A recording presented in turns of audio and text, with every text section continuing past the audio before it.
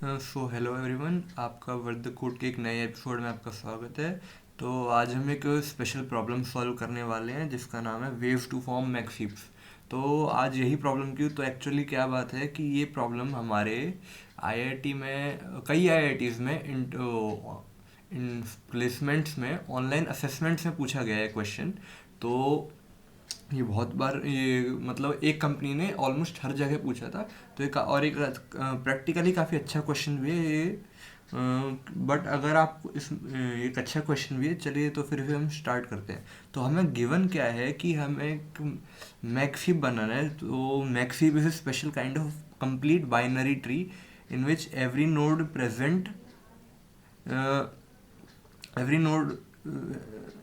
In which for every node the, जिसमें क्या होता है, हर नोड की वैल्यू उसके दोनों चिल्ड्रन से बड़ी होती है। यानी कि एक और हर नोड के हाँ ठीक है। तो इसमें क्या है, हर नोड की वैल्यू उसके चिल्ड्रन से बड़ी है। कि मतलब जैसे अगर हमारी नोड नोड वैल्यू 5 है, तो उसके लेफ्ट और राइट में हमारा ऑर्डर, लेफ्ट और राइट चिल्ड्रन 5 से छोटे ही होने चाहिए। हमें इधर ऑर्डर से एक्चुअली इधर ऑर्डर इतना मैटर नहीं करता। यहाँ पर जो चीज़ मैटर करती है वो करती है कि हमारे इसमें एक्सट्रीम वैल्यूज़ की हमारा मैक्स हीप में जो हमारी वैल्यू हीप के टॉप पर हो वो मैक्सिमाइज्ड हो अपने नीचे के पार्ट से। और एक कंप्लीट बाइनरी ट्री का स्ट्रक्चर फॉलो करता है। जैसे हमारा इंडेक्सिंग अगर वन बेस्ड इंडेक्सिंग है, तो वन के चाइल्ड 2 और 3, 2 के चाइल्ड 4 और 5, यानी कि इंटू 2 एंड इंटू 2+1। यानी कि इस तरह हम अपने चाइल्ड्स के इंडेक्स को फाइंड करते हैं अगर ये वन बेस्ड इंडेक्सिंग हो। और उसी तरह अगर हम इसी फॉर्मूले में अगर थोड़ा सब्स्टिट्यूशन करें, तो हम ज़ीरो बेस्ड इंडेक्सिंग के लिए भी निकाल सकते हैं। तो अब हमें यहाँ पर क्वेश्चन दिया क्या है, हमें क्या है कि हमारे पास एक हीप है जिसमें n डिस्टिंक्ट इंटीजर्स हैं।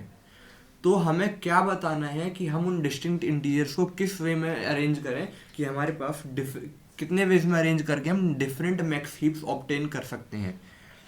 तो ये हमारा एक फंडा है। तो यहाँ पे हमारा कंप्लीट बाइनरी ट्री है। इसका इसका मतलब ये है कि मान लीजिए कि आप एक वेक्टर है, वेक्टर एक कंटिन्यूस मेमोरी होती है हमारी, कि आपका एलिमेंट 0 से लेकर n। तो यहाँ पर ही हीप में भी इंडेक्सिंग उसी तरीके से होती है। हीप भी बाइनरी ट्री की तरह, हमारा बाइनरी ट्री है। उसका मतलब है कि एक नोड के दो चिल्ड्रन होंगे, बट वो एक कंटिन्यूस मेमोरी में एलोकेट किया जाता है। यानी कि वो कंटिन्यूस होगा। यानी कि अगर उसमें n ऑब्जेक्ट्स हैं, तो लास्ट ऑब्जेक्ट का इंडेक्स n+n-1 होगा। यानी कि अगर अननेसेसरी हुआ तो हमारे लास्ट आखिर के कुछ नोड्स के चिल्ड्रन एग्जिस्ट नहीं करेंगे। कि मैं एक बार इसे एक बार मैं एक पेंट टूल खोलता हूँ, उसमें आपको ड्रॉ करके ही दिखाता हूँ। नहीं, उसकी ज़रूरत नहीं है। ये मान लीजिए कि यहाँ पर मैं यहाँ पर ही मैं कर देता हूँ। जैसे ये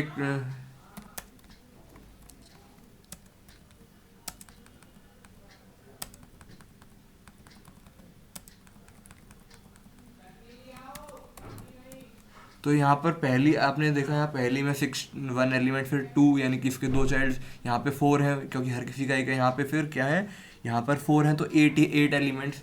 अब यहाँ पे 8 के बाद 16। बट यहाँ पर आगे क्या हो, यहाँ पे फिर क्या, पहली नोड के कितने चाइल्ड्स होंगे, चलो 2। हमारे पास क्या है, इसका हीप का साइज कितना हो गया, 1 2 3। यानी कि यहाँ पे लास्ट हमारे 16 एलिमेंट्स है, यानी कि इसका साइज 31 है। अभी हमें उसका साइज मान लीजिए करना है 40। 31 एलिमेंट्स यानी कि 9 एलिमेंट्स और इंसर्ट होंगे, S S S S S S S S. ठीक है। तो यानी कि पहले दो, तो ये दोनों तो पहले एस के चिल्ड्रन होंगे इसके। ठीक है। और फिर अगले दो इसके, यानी कि हमारा कौन सा होगा, यहाँ पे 9 एलिमेंट्स हैं हमारे नीचे की रो में। तो 9 का मतलब है 9+1 10, 10/2 5। तो कि जो हमारा लास्ट एलिमेंट है वो फिफ्थ, इसमें पिछले में फिफ्थ एलिमेंट का का फर्स्ट चिल्ड्रन है। यानी कि 1 2 3 4 5, दिस वन। तो जो भी मैंने एस हाईलाइट करा हुआ है, मैं थोड़ा यहाँ पे साइज बड़ा कर देता हूँ फॉन्ट का।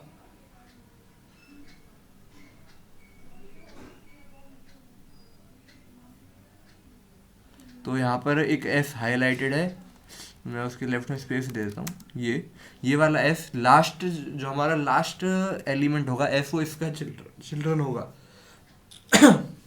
यहाँ पर इस तरह नहीं होगा कि यहाँ तो अभी मैंने स्पेस ब्लैंक वो स्पेस इसे सेपरेट करने के लिए दिखा है, बट यहाँ पर हम सेपरेट स्पेस, यहाँ पे मान लीजिए यहाँ पर हमें अगर 40th एलिमेंट इंसर्ट करना है तो यहाँ पर एक स्पेस यानी कि एक एम्प्टी स्पेस नहीं होगा, यानी कि इसका करंट लास्ट इंडेक्स हमारा 39 है क्योंकि 40 एलिमेंट्स है, तो उससे अगले एलिमेंट को हम कुछ भी करके हमें 40 पर ही इंसर्ट करना, 41 करने के लिए हमें उसे 40th इंडेक्स पर रखना होगा, हम उसे आगे नहीं बढ़ा सकते बिकॉज हीप की प्रॉपर्टी क्या होती है, वो कंटिन्यूस मेमोरी में रहता है।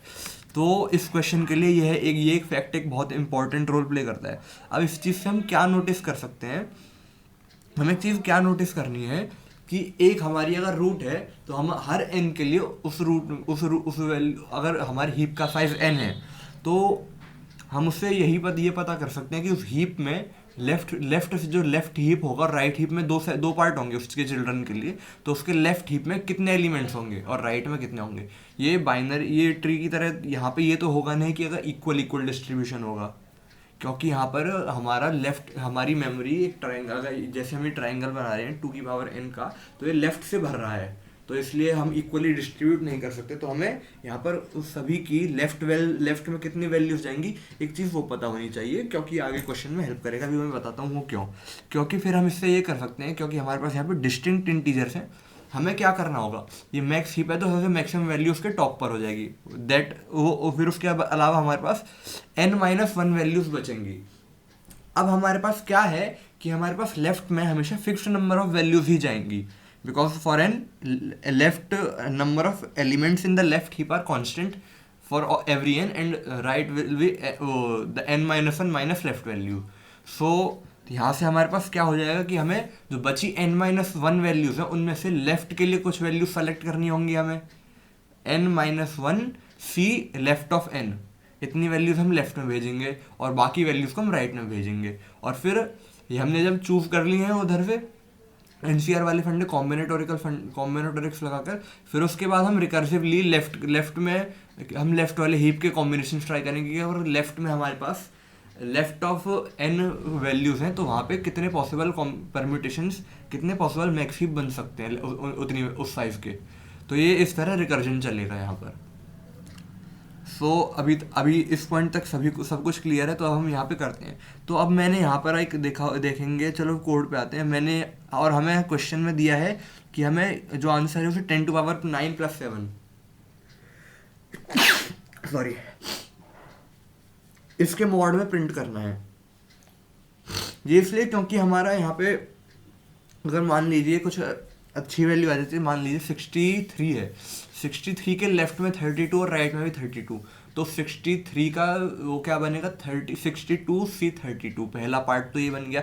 और ये 63 उसके लेफ्ट और राइट दोनों 31 है, तो 62C31, तो ये एक बहुत बड़ी वैल्यू हो जाती है। इसे कैलकुलेट करने तो ये चीज़ हमारी इंडेक्स, ये हम अगर ये चीज़ हम इंटीजर में लेना चाहें तो ये चीज़ क्या करेगी, ये हमारे वैल्यू ओवरफ्लो हो जाएगी और हमारा आंसर गलत हो जाएगा। तो इसीलिए यहाँ पर इन्होंने 10⁻9 + 7 जो कि एक प्राइम नंबर भी है, इसके मॉड से काम करने के लिए हमें कहा है। तो इसके लिए हमें यहाँ पर फिर हमें क्या है कि हमारे प्रॉब्लम के कंस्ट्रेंट्स हैं कि जो हमारा n है हीप का साइज वो 1 से लेकर 100 के बीच वेरी करेगा। तो ये भी एक बहुत बड़ी हेल्प है कि ये 100 है, किससे हमें बहुत चीज़ें करने में आसानी मिलेगी। तो अब यहाँ पे कोड पे आते हैं। तो हमने ये चीज़ कर ली कि हमारा फंक्शन ये लेफ्ट वैल्यूज पे निर्भर करेगा कि एक हीप का n है तो लेफ्ट ऑफ n कितना होता है, और फिर उसके बाद रिकर्सिवली हम कॉल करेंगे फंक्शन को। तो अब यहाँ पे हम क्या करते हैं, यहाँ पे मैंने इसीलिए lvels नाम का लेफ्ट वैल्यूज के लिए 100 साइज, क्योंकि हमारा एक का 100 है तो उतने साइज का बना लिया है। तो अब अगर हमारा हीप एम्प्टी है तो 0 ही जाएगी लेफ्ट में, अगर 1 है तो 1 के कोई चिल्ड्रन नहीं होते एक सिंगल नोड के लिए तो 0, अगर दो नोड्स हैं तो 1 तो रूट देन लेफ्ट नोड 1, फिर अगर 3 चिल्ड्रन तो root left right then also 1, फिर 3 चिल्ड्रन तो रूट लेफ्ट उसका भी लेफ्ट फिर रूट का राइट, यानी कि 2 चिल्ड्रन। तो इसी तरह हमारा ये मैं एक बार अगर इसे करूँ बेटर एक्सप्लेनेशन के लिए, तो मैं चलिए इधर ही कर देता हूँ। ये 0 साइज, ये 2 की पावर -1 2 की पावर 0 2 की पावर 1, मतलब हीप की हाइट 2 है यहाँ। अब यहाँ पे हीप की हाइट हो गई है हमारी 3, हीप की हाइट है इस पॉइंट 7 तक है 4। अब मैं यहाँ पे ब्रेक करता जाता हूँ 15। तो यहाँ पे आप सभी को एक पैटर्न दिख रहा होगा कि ये एक पार्ट के लिए तो ग्रो करते हैं, फिर कांस्टेंट बिहेवियर दिखाते हैं। तो ये इसलिए हो रहा है क्योंकि जब हम इंसर्ट करते लेफ्ट, जब हमारा इंसर्शन सिर्फ नए वैल्यू का इंसर्शन सिर्फ लेफ्ट हीप में हो रहा है तब तो हम इंक्रीज कर रहे हैं, पर जैसे ही हम राइट हीप पर पहुंचते हैं ये लेफ्ट वैल्यूज कांस्टेंट हो जाएंगी। बिकॉज वी ऑल नो कि हम उस पॉइंट पर लेफ्ट में इंसर्ट नहीं कर सकते हम, क्योंकि हम वहाँ पे, क्योंकि हमें वो रो कंप्लीट करनी है उस हीप के लिए, वो रेंज कंप्लीट करनी है 2 की पावर n से लेके 2 की पावर n+1 की। यानी कि ये इंडेक्स है 1, ये इंडेक्स है 0, 1, 2, 3, 4, 5, 6, 7। तो यहाँ पे 4 से 7, 2 की पावर 2 से लेकर 2 की पावर 3-1। तो हमें ये रेंज कंप्लीट करनी है, इसीलिए हम यहाँ पे 3 के बाद 4 नहीं ले सकते डायरेक्टली। तो 2, 3, 3, 3, क्योंकि ये आप भी बना सकते हैं इस हीप को 1 क्योंकि यहाँ पे 0 है तो ब्लैंक, 1 है तो 0, 2 है तो 0, यहाँ पे 1, फिर 1, फिर 2, 3, 2, 3, 3, 3। तो ऊपर के हीप को भी आप देख के पैटर्न आप थोड़ा समझ सकते हैं कि ये क्यों बन रहा है। तो फिर हमारे पास ये लेफ्ट वैल्यूज आ गई। अब हमारे पास एक और, मैंने इसके साथ एक और कही थी कि हमें एक हर n-1 सी ln ये कैलकुलेट करना है, यानी कि हमारे पास हमें 100 तक सारे फैक्टोरियल्स और इन्वर्स फैक्टोरियल्स मॉड्यूलो में चाहिए। और पहले ही मैंने मॉड्यूलो में इन्वर्स निकालना आपको बताया है, वो पिछली वीडियोस में क्वेश्चन में मैंने उसके लिए डाल रखा है। और अगर आप उसके बारे में और जानना चाहें तो आप गीक्स पर जाके इन्वर्स मॉड्यूलो अर्थमेटिक को सर्च कर सकते हैं, और मॉड्यूलो अर्थमेटिक को भी, तो वो आपको सब बता दे। तो वहाँ पे आपको सभी मिल जाएगा कि अगर हमारे पास एक वैल्यू आई और वो भी मॉड से छोटी है तो हम उसका मॉड्यूलो इन्वर्स कैसे ढूंढें, मॉड्यूलो मल्टीप्लिकेटिव इन्वर्स कैसे ढूंढें। तो अब यहाँ पे मैंने कुछ फंक्शन फॉर लिखे हैं। इनलाइन इंटीजर मल इनलाइन का फ़ायदा यहाँ पे ये रहता है क्योंकि जब छोटे 1 लाइन फंक्शंस रहते हैं तो ये ना एग्जीक्यूशन में थोड़ी हेल्प करता है ये इनलाइन कोड। तो अगर इसके बारे में और डिटेल में जानने के लिए भी मैं गीक्स का एक आर्टिकल लिंक कर दूंगा, इनलाइन कीवर्ड का काम क्या होता है। तो ये ये MUL मल्टीप्लाई करता है ए और बी को और उनका मॉड कर देता है। और ये यहाँ पर लिखना इसलिए ज़रूरत है क्योंकि यहाँ पे थोड़े टाइप कास्टिंग भी ज़रूरी है, क्योंकि इन केस हमारे ए और बी का जो साइज, ए और बी का जो प्रोडक्ट है वो इन केस इंटीजर से बड़ा है, तो हम उसे लॉन्ग में पहले कन्वर्ट कर रहे हैं, फिर मॉड लेकर वापस इंटीजर में कन्वर्ट कर रहे हैं ताकि हमें ओवरफ्लो ना मिले। So let's continue. तो आगे बढ़ते हैं। तो फिर हमारा एक मॉड इनवर्स फंक्शन है।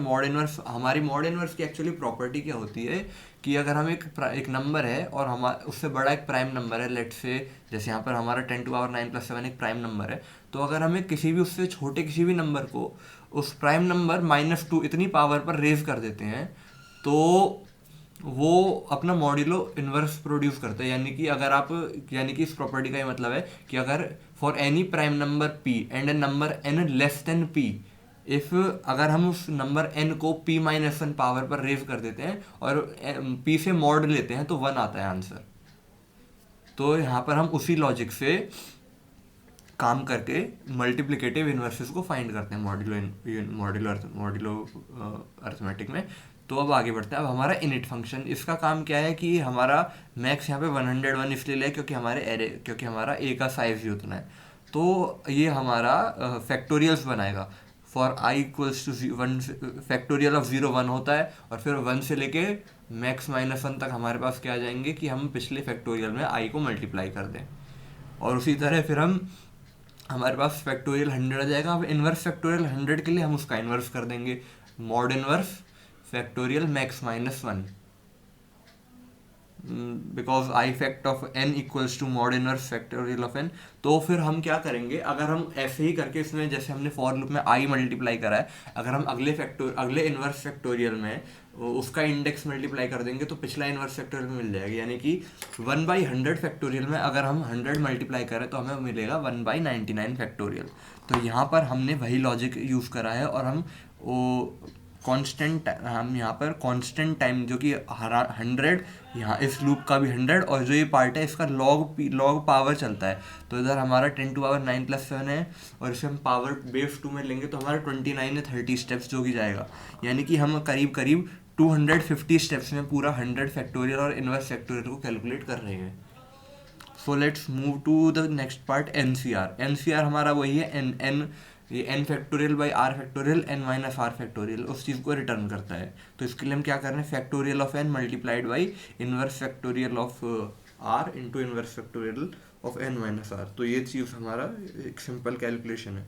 तो फिर अब हमारा आगे क्या है, हमारे टेम्पलेट में ओरिजिनली सॉल्व फंक्शन था, तो सॉल्व का क्या करता है, सॉल्व में हमने एक इनिशियलाइजेशन पार्ट दिया है। वेल एक्चुअली मुझे यहाँ पर क्या करना चाहिए, यहाँ पर एक मैक्स कॉमा -1 देना चाहिए, इससे हम एक चीज़ से बच सकते हैं कि वो बताएंगे, मैं स्पेसिफाई करता हूँ अभी। If fact of 0 equals to -1 return. इसका मतलब क्या है कि इन केस हमारा ये सॉल्यूशन एक्चुअली क्या हो कि इसमें मल्टीपल टेस्ट केसेस के लिए इसे रन कर रहे हैं अगर इस चीज़ को, तो ये जो हमारा ये -1 वाला फंडा है ये उस चीज़ को बचा लेगा। ये हमारा इनिट ये 250 स्टेप्स से हर सॉल्व पे रन नहीं करेगा, इसका ये फंडा है। नो एक्चुअली यहाँ नॉट इक्वल टू आएगा। सो ये हो गया। अब इसके बाद हमारा इनिशियलाइजेशन हो जाएगी फैक्टोरियल्स की, फिर हमारा क्या होगा, हमारा कैलकुलेट फॉर ए रिटर्न होगा। कैलकुलेट क्या है, अगर हमारा n 3 से छोटा है तो हम 1 रिटर्न कर देंगे, यानी कि अगर देखो अगर आपके हीप में a की वैल्यू है तो सिर्फ रूट ही बनेगा 1। अगर और हमारा 0 एक्चुअली इधर a की वैल्यू 0 नहीं है तो हमें वो वाला केसेस मैटर नहीं करता कि अगर 0 है तो 0 रिटर्न करना है। और अगर हमारी 2 वैल्यूज़ हैं तो रूट एंड रूट का लेफ्ट तो सिर्फ एक ही पॉसिबल केस है। बट 3 पे क्या होता है, 3 में लेफ्ट और राइट दोनों एग्जिस्ट करते हैं, तो वहाँ से हमारा काम शुरू हो जाता है। 3 पे हमारा आंसर क्या बनता है, 2, क्योंकि मैक्सिमम ऊपर फिर दोनों लेफ्ट और राइट अरेंज हो सकते हैं। तो यहाँ पर वही चीज़ हमने करी है। और फिर हमने क्या करा है, मल्टीप्लाई NCR ऑफ n-1, क्योंकि नीचे n-1 वैल्यूज़ हैं और उसमें लेफ्ट का डिस्ट्रीब्यूशन लेफ्ट में n लेफ्ट ऑफ n, ठीक है। फिर उसके बाद हम क्या कर रहे हैं, लेफ्ट में कितने हीप्स बन सकते हैं वो कैलकुलेट कर रहे हैं, और राइट में कितने हीप्स बन सकते हैं वो कैलकुलेट कर रहे हैं। इन तीनों वैल्यूज़ को मल्टीप्लाई कर दे रहे हैं और वही हमारा आंसर हो जाएगा। तो अब हम इसे रन करते हैं।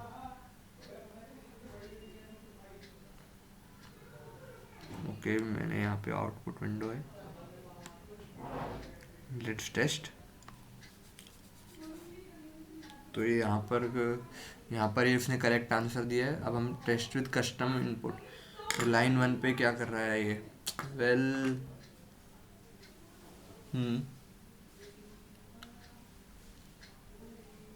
चलो मैं एक और चीज़ यहाँ बना देता हूँ, मैं एक और एरे बना देता हूँ यहाँ पे, नहीं बट उसका फ़ायदा नहीं है एक्चुअली।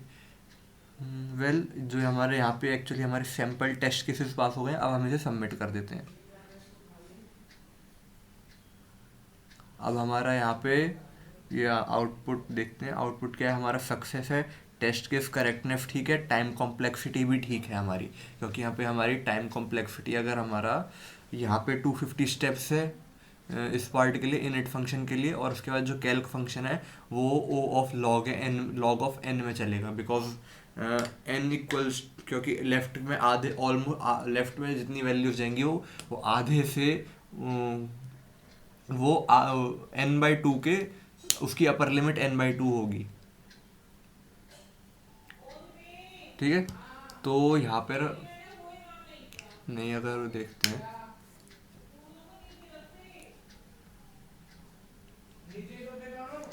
उसकी लोअर लिमिट n/2 होगी, ठीक है। और अपर लिमिट कितनी होगी, अपर लिमिट होगी हमारी जो उससे हाईएस्ट 2, अगला 2 की पावर का एक्सपोनेंट है उसका आधा। सो इसीलिए 100 के लिए अपर लोअर लिमिट कितनी हो गई, 50, और अपर लिमिट हो गई 64। तो यहाँ पर ऑलमोस्ट ये हाफ पर ही तब भी n/2 की रेंज में जा रहा है, तो हमारा क्या बनेगा, तो ये बनेगा हमारा t of n equals to 2t n/2 + 1, तो ये हमारा ओ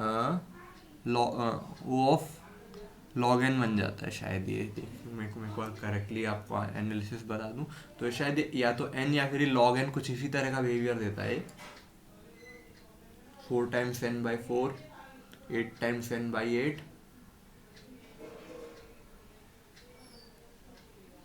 हाँ एक्चुअली लीनियर बिहेवियर देगा एक्चुअली ये, बिकॉज हमने रिकर्जन में n/2 दोनों साइड कॉल कर रहे हैं। नहीं नहीं, ये लॉग एन बिहेवियर देगा 8t।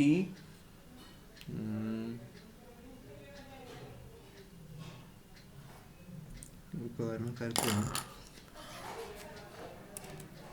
t of n equals 2t n/2 plus 1 then equals to 4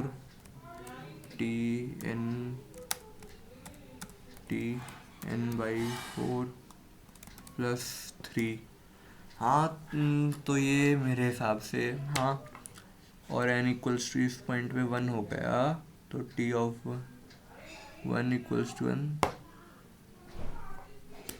हाँ तो ये ओ ऑफ एन का बिहेवियर देगा ये एक्चुअली, बट अगर हम यहाँ पे थोड़ा डीपी यूज़ करें और रिपीटेड वैल्यूज़ जो इनकेस यहाँ पे आएंगी कुछ, कि हमारे लेफ़्ट और राइट में वैल्यूज़ में कुछ रिपीटिशंस हो सकते हैं हमारे एल कि हमारा एल ऑफ किसी पॉइंट पे एल वैल्यूज़ का, तो वहाँ पर हमारा रिकॉर्ड करना आसान रहेगा। बट वो आगे की बात है जब हमारे पास ये इस सिचुएशन में हमारे पास test case, single test case के लिए ही रन हो रहा है। बट अगर हमारी सिचुएशन क्या कहते हैं मल्टीपल टेस्ट केसेस वाली होती, तब हमें वहाँ पे डीपी यूज़ करनी होती कि हम कुछ जो हमारे पास कि हम उधर क्या करते हैं, हम वहाँ पे हमें दिया होता कि टी टेस्ट केसेस है और हमारे पास एन की मैक्सिमम रेंज दी हुई है, तो हम पहले ही उन्हें उसका सॉल्व करने से पहले ही इन सभी को कैलकुलेट कर देते और फिर हम ओ ऑफ 1 में हर क्वेरी का आंसर कर सकते थे।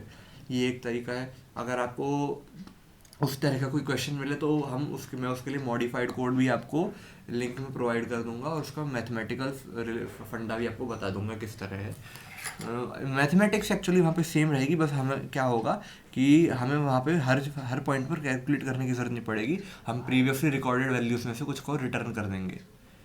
सो that's it for this part. अब यहाँ इसके लिए इतना ही।